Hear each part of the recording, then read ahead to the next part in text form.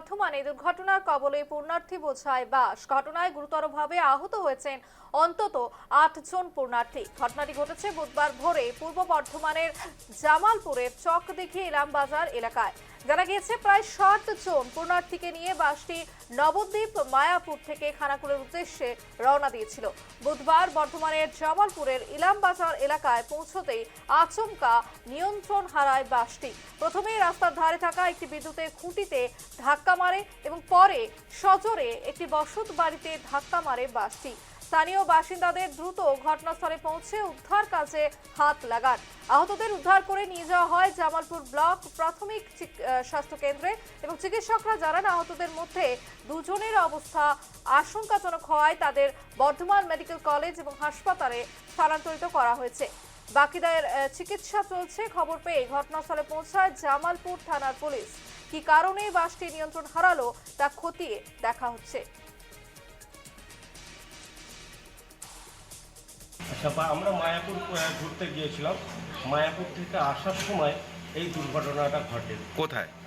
জামালপুর বলে গ্রাম, আমি ঠিক কতটা জানি না, কিন্তু জামালপুর চকদিঘি ওখানে একটা মন্দির আছে, ওই মন্দিরটার কাছে আমি একটা সঠিক জানি না। হ্যাঁ, আর একটা বাড়িতে ধাক্কা মেরেছে, ধাক্কা মারার পর কারেন্টের খুঁটিতে মেরেছে। কারেন্টের খুঁটিতে মারার সাথে সাথে ছাদে আগুন জ্বলতে চালু হয়ে গেছে। তারপরে আমরা এবার ভয়ভীত হয়ে গেছি। দরজাটা ছিল ইলেকট্রিক দরজা, দরজা খুলতে পারা যাচ্ছিল না।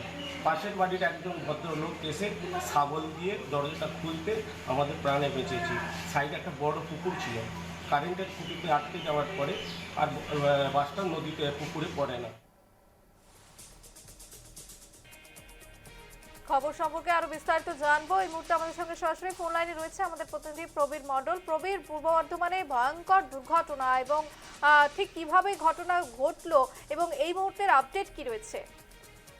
দেখা হচ্ছে একটা জিনিস হচ্ছে পুণ্যার্থী বোঝাই বাস প্রায় ৬০ জন পুণ্যার্থী নিয়ে কিন্তু হচ্ছে নবদ্বীপ মায়াপুর থেকে কিন্তু খানাকুলের উদ্দেশ্যে যাওয়ার সময় জামালপুরের কাছে কিন্তু নিয়ন্ত্রণ হারিয়ে প্রথমে একটি ইলেকট্রিক খুঁটিতে ধাক্কা মারে, তারপর কিন্তু একটা হচ্ছে বাড়িতে ধাক্কা মারে এবং এই ঘটনায় হচ্ছে যে ৮ জন কিন্তু পুণ্যার্থী আহত হয়েছে। তার মধ্যে কিন্তু দুজনের অবস্থা আশঙ্কাজনক। যেটুকু জানা যাচ্ছে যে সূত্রে যে বাসের ড্রাইভার হয়তো ঘুমিয়ে পড়েছিল, সেই থেকে এই দুর্ঘটনা ঘটতে পারে যেহেতু তার রাত জেগে গাড়ি চালাচ্ছিল সেই সময় সেই রেসের জোরে কি এই দুর্ঘটনা না কি যান্ত্রিক কোনো গোলযোগের কারণে এই দুর্ঘটনা ঘটেছে। সমস্ত ঘটনার তদন্ত শুরু করেছে জামালপুর থানার পুলিশ এবং এখনো পর্যন্ত যেটুকু জানা যাচ্ছে যে দুজনের অবস্থা আশঙ্কাজনক। তারা ইতিমধ্যে বর্ধমান মেডিকেল কলেজ হাসপাতালে চিকিৎসাধীন রয়েছে।